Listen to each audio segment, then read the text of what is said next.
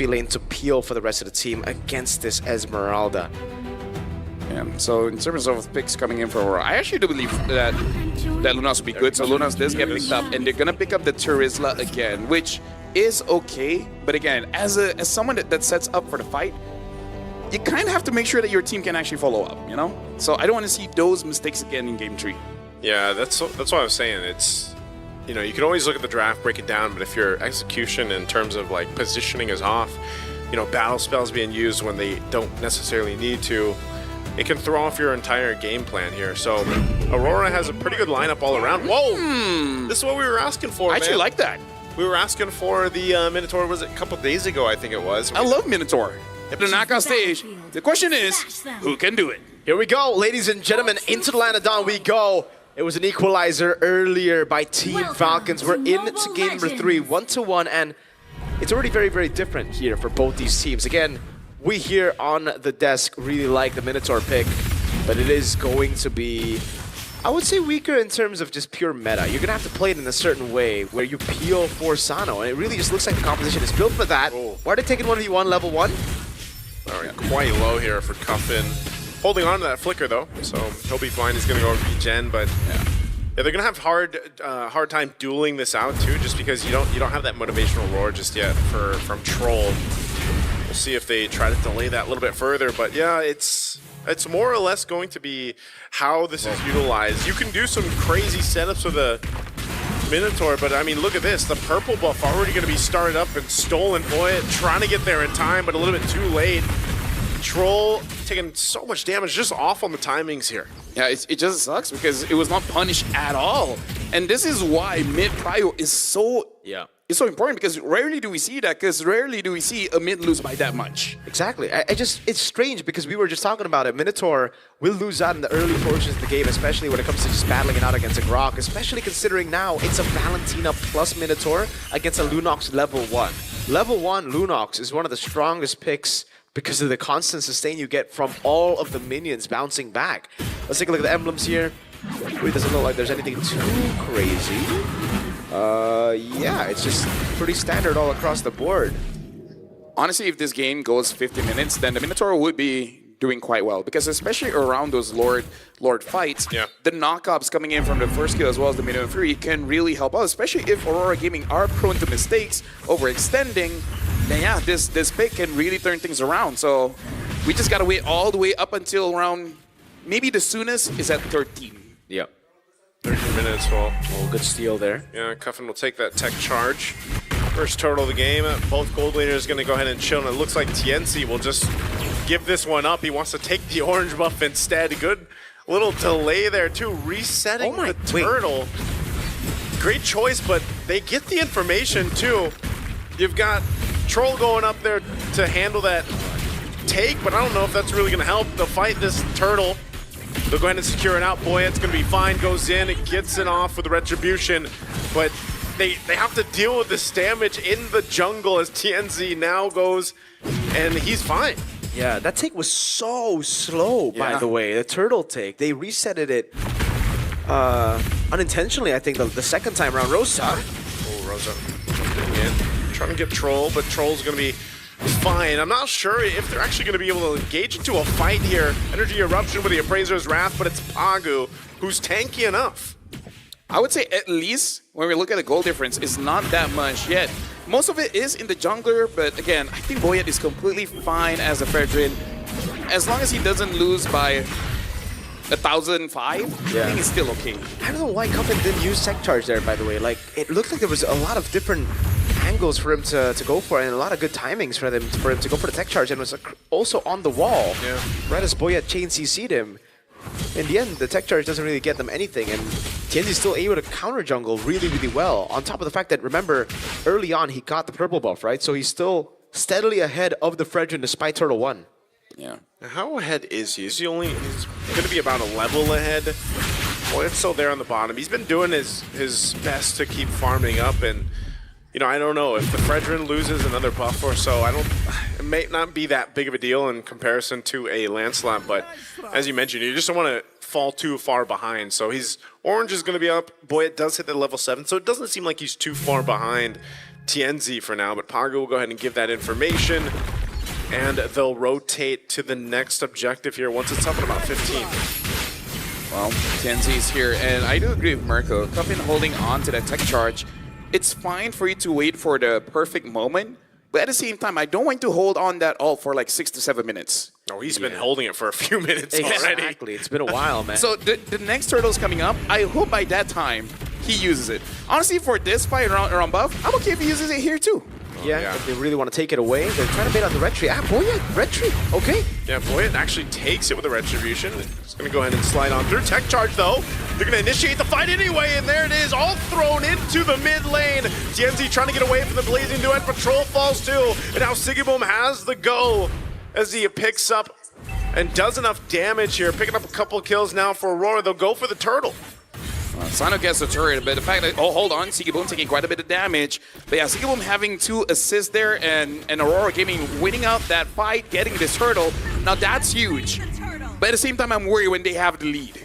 I don't want them to win by too much. Yeah, because if they do, then we see Deja Vu to game number 2. But it really depends, because game number 1, they were pretty good with the lead. So I hope we're seeing more of game 1 Aurora than game 2 Aurora. But I hope we see more of game 2 Falcons than game 1 Falcons right now. Because it really looks like for Falcons, they're trying to be proactive when they don't need to. I don't know what that move was over on Purple, but because with this composition, clearly from Turtle 1 as well, Aurora are very uncomfortable dealing with the Esmeralda when they have control over Turtle. Well, Emily Zone just trying to delay Boyet from taking this.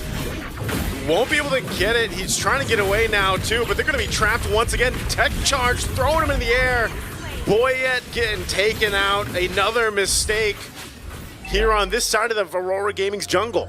The only possible reasoning I can see where, say, Coach Polyburn is basically saying, like, you're going to throw your body, you're going to pull TNZ away, giving some time for Cuffin as well as Sano to get some farm. Again, I don't know if it's worth it. Personally, for me, I don't think so, because your jungler is kind of important, right? You don't want him to be down in levels. But, you know, we'll see.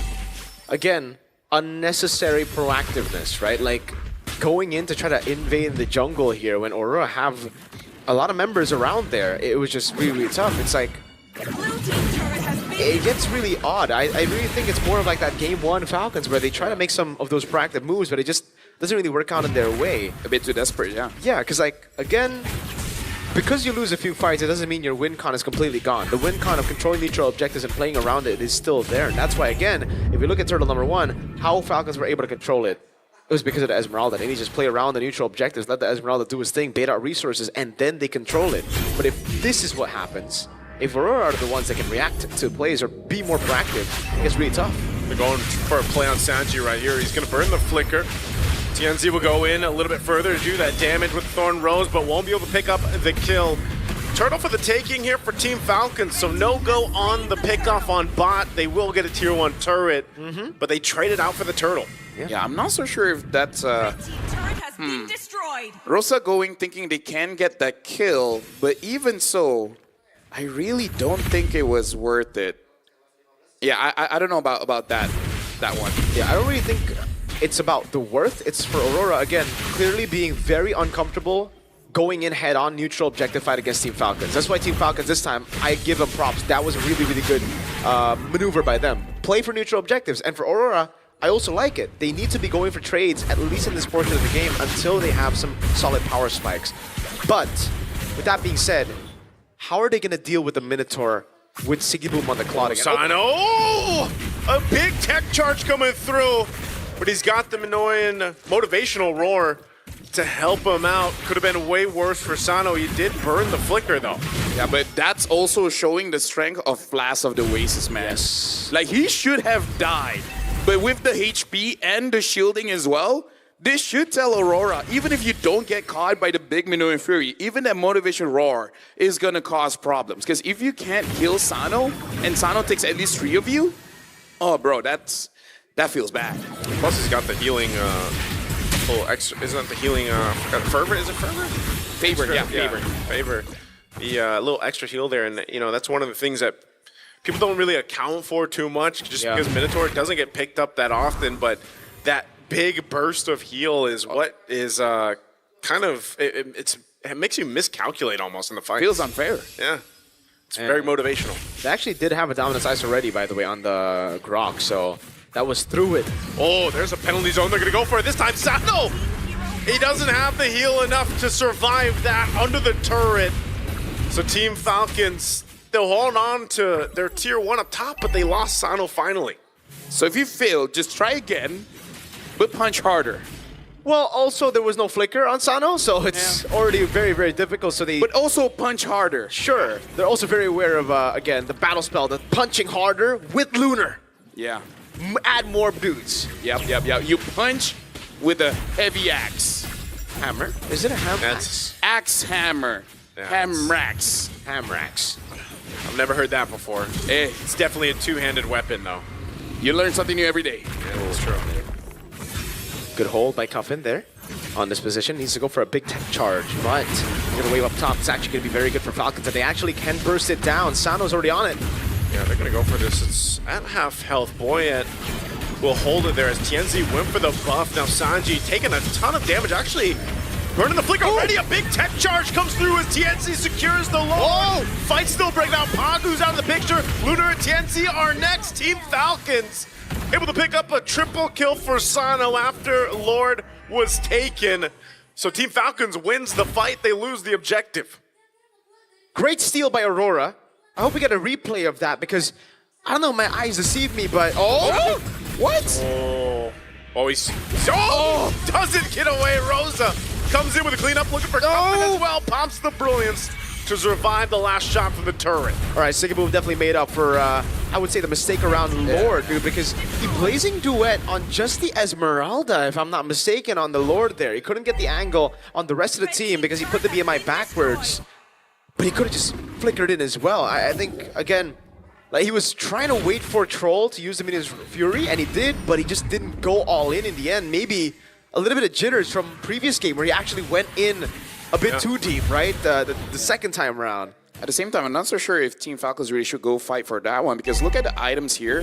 Sanji does not have a Dominance Ice or a Chastise Pauldron, so I feel like him frontlining Sigiboom is not that great of an idea. And Cuffin, even though he does have that glowing one, I'm not so sure if he was able to hit him first to deny that healing. I can see the idea of killing Sigiboom there, but I feel like the execution can definitely be much better. Yeah. Hold on now, Sigiboom. He's going towards the Melting Gun. Queen's Wings, I believe, is next for Boyet there, right as he goes for the Dreadnought Armor, Brute Force. It's next on the block for him. Nothing too crazy on the other side, though. Everything else is quite standard. Just Aurora now really utilizing these waves to try to crack those turrets open with the Lord. It's just unfortunate that they lost so many members because of the peel coming in from Troll. Yeah, much slower game in this game 3. I mean, much lower kills too, just because of the nature of these compositions. And so it's what we're going to see from now on is really just kind of playing into the Lord takes as they fight for that space and the objectives. And, you know, one of the advantages that they can go for is at least taking down some of these turrets, and that's why you see TNC up there. What? Oh, Sigiboom! Oh my Goodness, Sigiboom again getting caught. You know what? That was on Boyet. Boyet was so good on that Fredrin.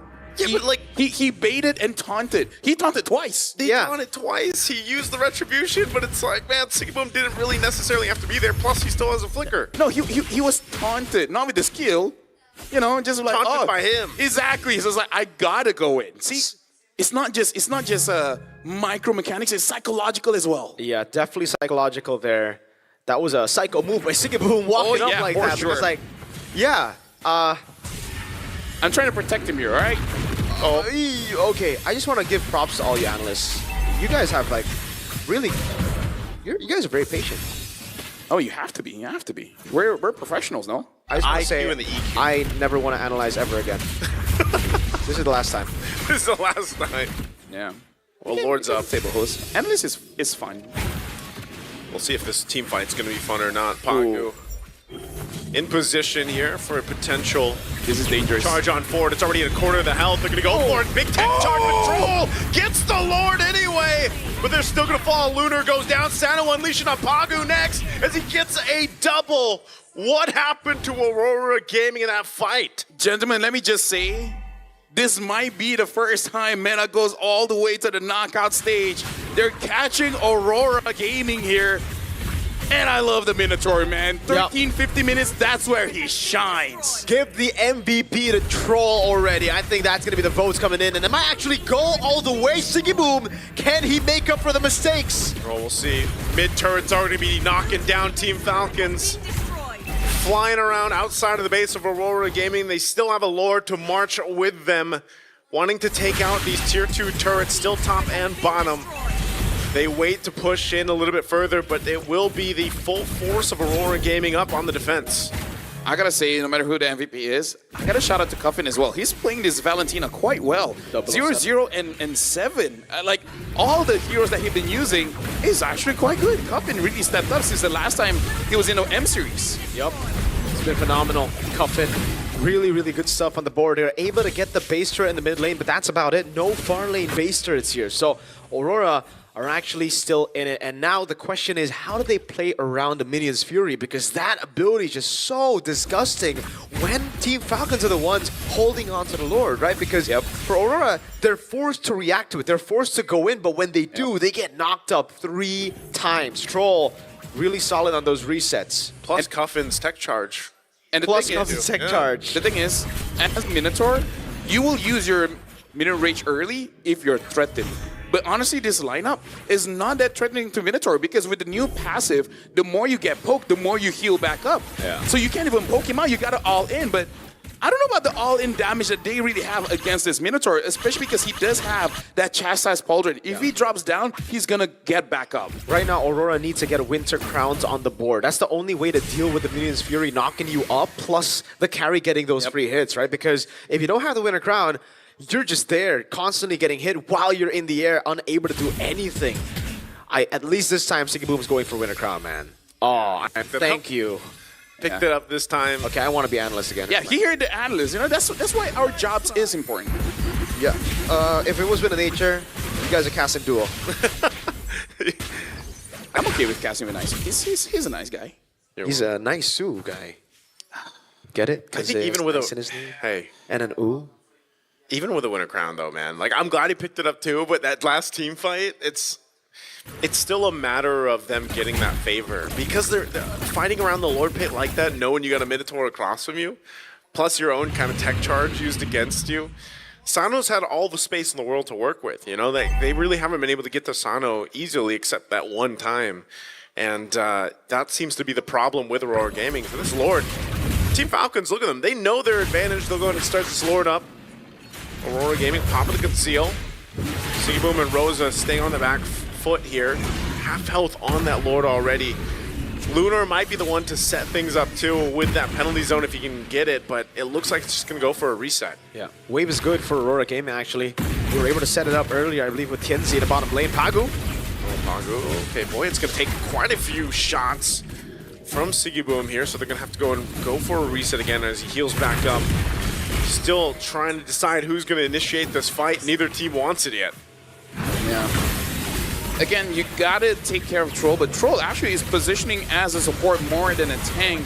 He's able to maintain his HP quite well. Oh, there you go! Huge tech charge comes through, and it breaks on in. They're thrown in the air by Cuffin and Troll, but they're already falling apart. Troll's gonna be next. Aurora Gaming comes in with a team fight that they wanted, and they secured the Lord with everyone still alive.